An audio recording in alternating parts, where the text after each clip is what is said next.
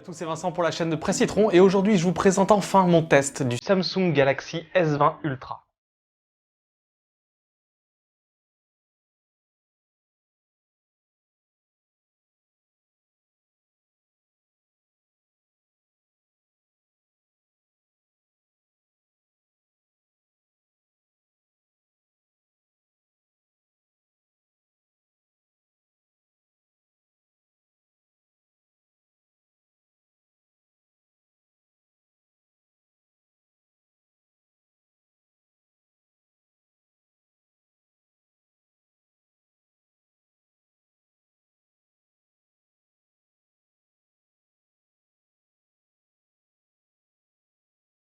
Alors Samsung a décidé cette année de revoir sa gamme S. L'année dernière j'avais beaucoup apprécié le tout petit S10e à part sa batterie.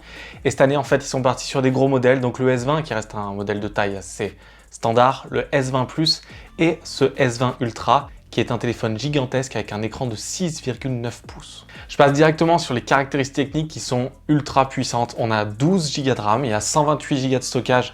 Vous pouvez l'étendre avec une micro SD. Le socle qui fait tourner ce S20 Ultra, c'est l'Exynos 990 en Europe. On n'a pas le droit au Snapdragon 865. Il est couplé avec, pour la partie graphique, une puce Mali G77. Il y a bien sûr la double SIM et la compatibilité 5G. Petit tips, désactivez-la tout de suite. Il n'y a pas d'opérateur en France pour l'instant qui propose de forfait 5G. Ça sert à rien que le téléphone aille essayer de capter les antennes. Donc vous gagnerez un petit peu en autonomie aussi. Le prix aussi est ultra. Samsung vend ce S20 Ultra à 1359 €. C'est le prix public. On sait que chez Samsung, ça a tendance à baisser. Mais jamais ils n'ont sorti un téléphone avec un prix aussi cher en dehors de leur pliable jusqu'à maintenant. La vraie réussite de Samsung sur ce S20 Ultra, c'est son écran. Je vous l'ai dit, 6,9 pouces. Vous pouvez aller jusqu'à une résolution WQHD+, donc c'est vraiment très beau, ou vous êtes en Full HD+, avec une cadence de 120 Hz. Donc c'est un des premiers téléphones à l'intégrer. Dans les faits, quand vous l'utilisez, moi j'utilise tout le temps en Full HD+, avec le 120 Hz, c'est ultra fluide. Beaucoup disent qu'il faut être un spécialiste pour le voir, mais en fait à l'œil nu on le voit vraiment, c'est la même sensation que sur les iPad Pro. Et c'est vraiment un bonheur d'utiliser en 120 Hz au quotidien, de regarder des films, de jouer à des jeux, de regarder YouTube, de naviguer sur le web, de naviguer entre les applications. C'est vraiment pour moi, de loin, pour l'instant, le plus bel écran que j'ai jamais vu dans un smartphone. C'est vraiment pour moi un téléphone qui est taillé pour le multimédia. L'audio aussi est excellent, l'audio du smartphone en lui-même. Il est livré aussi avec des écouteurs USB-C AKG qui sont très bons. Donc il n'y a pas de prise jack, c'est un peu un point négatif. Mais bon, on est en 2020, on sait très bien qu'il n'y aura plus de prise jack sur tous les téléphones. Autre chose assez importante sur l'écran, c'est la luminosité. Vous pouvez le voir sur ces images, j'étais au ski, donc c'est un peu l'endroit le plus lumineux du monde quand c'est du soleil. Et même dans ces conditions-là, je voyais très bien l'écran. C'est vraiment très impressionnant et Samsung a fait des vrais efforts. Après, il y a le design. Le design, il est à la fois très beau à l'avant, mais aussi très lambda, voire pas beau à l'arrière. Lambda au niveau des couleurs, on a le choix entre gris et noir. Je préfère le modèle gris pour ma part. Et quel que soit le modèle, c'est un vrai aimant à trace de doigt, mais ça on a plutôt l'habitude. Et de toute façon, dans un téléphone à ce prix-là, on va mettre une coque. Le capteur photo dépasse beaucoup trop. C'est le capteur photo le plus large que j'ai jamais vu. Je le trouve très gros, c'est normal, c'est à cause de la technologie intégrée pour le zoom. Et je me demande si en fait, on pouvait pas avoir un téléphone un poil plus épais pour gagner un peu plus de batterie à l'intérieur, même s'il y a 5000 mAh. Et du tout éviter cette différence entre l'odo et le capteur photo. Point important, c'est le plus gros téléphone de Samsung à l'heure actuelle, c'est aussi le plus lourd en dehors du Fold, il fait 220 grammes. Pour conclure assez simplement sur les caractéristiques techniques, il y a tout ce qu'il faut dans ce téléphone, on peut regretter l'absence du port jack, mais pour le reste, c'est un smartphone qui est ultra rapide, ultra fluide, il va durer dans le temps avec les caractéristiques qu'il a. Le bémol, c'est qu'on n'a pas le droit au Snapdragon 865 en France. Je passe très rapidement sur la surcouche, on est sur One UI 2.0 et Android 10. One UI, c'est vraiment une super expérience sur Android. C'est à la fois très simple et aussi très complexe. Vous pouvez pousser les réglages avec les routines de Bixby, avec plein de petits réglages de partout. Mais c'est une interface très épurée. Moi, c'est une de mes préférées. Je vous invite à aller voir le test du S10 Plus que je vous mets ici, ou là, je sais jamais, pour que vous voyez un peu plus de description de One UI. Il n'y a pas grand chose qui a changé. Ce qui est bien avec cette version-là, c'est que les gestes sont très bien intégrés et le mode nuit est parfaitement intégré, que ce soit dans le système ou les applications qui sont compatibles. Et vraiment, One UI, c'est vraiment une super expérience au quotidien. On en arrive au point crucial de ce S20 Ultra, c'est aussi le principal argument marketing, c'est aussi la principale différence avec les S20 et L20 Plus, c'est la combinaison de 4 capteurs à l'arrière.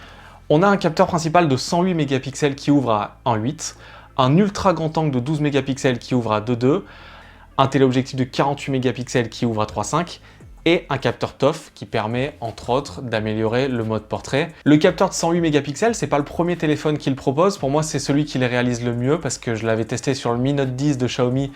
C'était hyper difficile, comme le processeur n'était pas assez puissant, de prendre des photos rapidement. Par défaut, ce capteur-là prend des photos de 12 mégapixels. En fait, il utilise une technique qui s'appelle le pixel binding. Donc, il va combiner 9 pixels pour en créer un.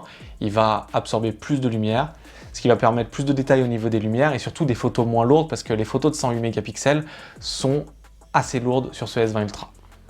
Dans les deux cas, le capteur prend d'excellents clichés. On sait que Samsung a tendance à sursaturer un peu ses images, mais moi j'aime bien, je trouve que c'est hyper facilement partageable. J'ai par contre très rapidement désactivé le 108 mégapixels parce que même s'il est rapide, il y a un tout petit lag, et donc il y a eu une mise à jour sur le téléphone, mais il y a quand même ce petit lag, il faut en avoir conscience.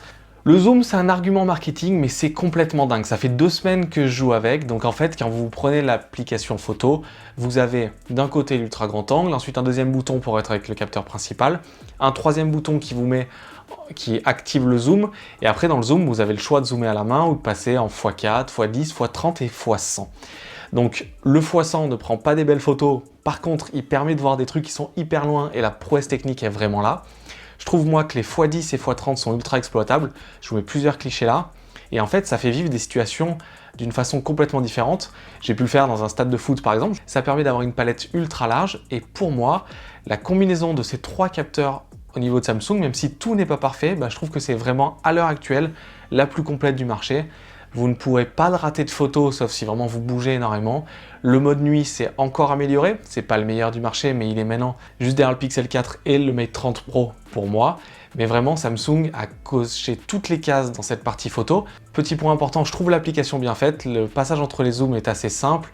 On comprend très vite les réglages.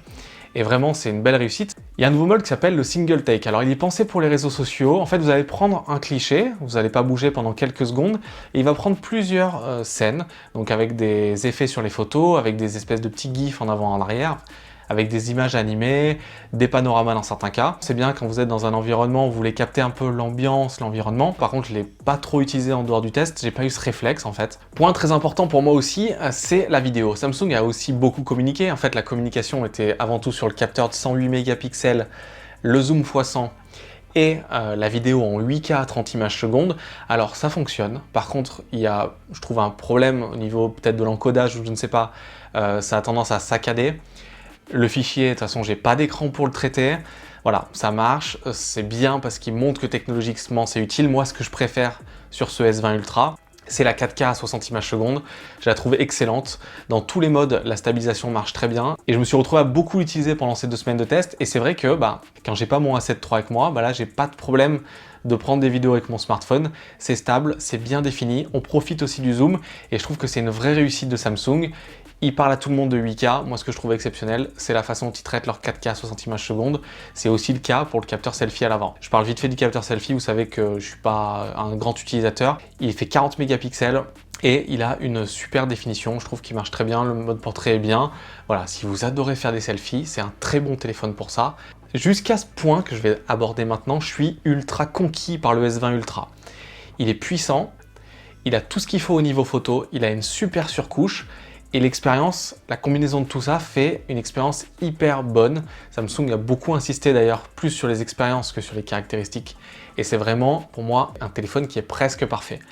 Il y a un souci, je pense que c'est un problème à cause du SoC Exynos 990, c'est l'autonomie. Elle n'est pas mauvaise, vous tenez la journée, mais quand j'achète un téléphone à 1359 €, je m'attends à ce qu'il tienne une journée et demie au minimum, ou au moins que je puisse lui faire confiance, que je puisse rester toute la journée en mode 120 Hz en ayant une utilisation intensive et que le soir il est plus de 25%. Et en fait là, si vous avez une utilisation intensive, que vous êtes en 120 Hz, et vous allez arriver à 21h, 22h avec 10-15% max de batterie, et il faudra le recharger. Donc ce que j'ai vu, c'est qu'il y a eu une mise à jour software pendant mon test. Ça a un petit peu amélioré les choses. Il y a une deuxième chose, c'est que One UI s'adapte aux habitudes de l'utilisateur. Donc tous les utilisateurs de Samsung au long terme voient les performances de batterie s'améliorer. Donc je sais qu'en continuant à l'utiliser, ça va s'améliorer. Mais j'aurais vraiment espéré une batterie plus importante, comme sur le P30 Pro par exemple. Voilà, c'est un petit bémol. Par contre, Samsung, ils sont très bons sur la recharge rapide sur ce modèle. C'est livré avec un chargeur de 25 watts et vous le branchez 10-15 minutes, vous récupérez énormément de batterie. Il faut un tout petit peu plus d'une heure pour récupérer les 100%. Avec une batterie de 5000 mAh, ça veut dire que ça booste. Et sur le point de la recharge, j'ai rien à en redire. Donc c'est une question d'habitude. Mais voilà, il faut savoir que pour l'instant, ce modèle-là en Europe, il fait une journée, pas plus. Ce que j'aimerais bien faire en fait, c'est importer ou tester un modèle avec le Snapdragon 865, voir la différence. Parce que j'ai vu pas mal de vidéos de youtubeurs américains et il n'y en a aucun qui a pointé l'autonomie. Donc je me demande si c'est pas un problème vraiment dû au SoC. Attention par contre, parce que là, je suis assez critique sur l'autonomie, il tient la journée, je le reprécise. Le truc, c'est que quand on met 1359 € dans un téléphone, eh ben, je fais une critique qui a un rapport avec ce prix-là, et c'est normal que je m'attende à mieux. Il y a aussi ce que j'ai pas dit, la recharge sans fil et la recharge sans fil inversée, ça peut aider dans plusieurs cas. Pour résumer, ce Samsung S20 Ultra est un super téléphone, une expérience, je trouve, géniale. J'ai pris beaucoup de plaisir à utiliser, même s'il est très gros, mais quand on l'achète, on le sait.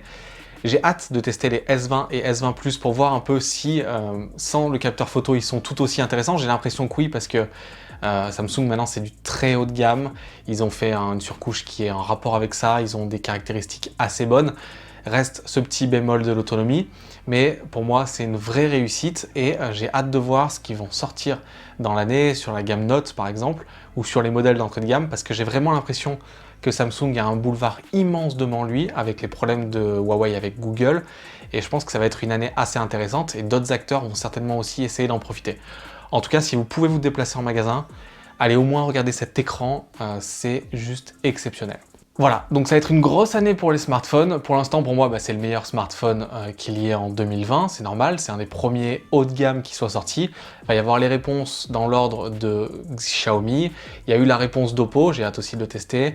Il va y avoir aussi le nouveau OnePlus et Huawei avec son P40 Pro. On va voir ce que ça va donner juste avec App Gallery. Je vous remercie d'avoir aidé ce test du Samsung Galaxy S20 Ultra sur la chaîne YouTube de Presse Citron. Si vous l'avez aimé, comme d'habitude, n'hésitez pas à interagir dans les commentaires, à me poser des questions. Je l'ai eu pendant environ 15 jours, donc je sais à peu près tout ce qu'il faut savoir sur ce téléphone, donc je peux peut-être vous aider si vous vous demandez s'il faut l'acheter ou pas. Si vous n'êtes pas abonné, n'hésitez pas à vous abonner, à appuyer sur la petite cloche, plus on est de fous, plus on rit.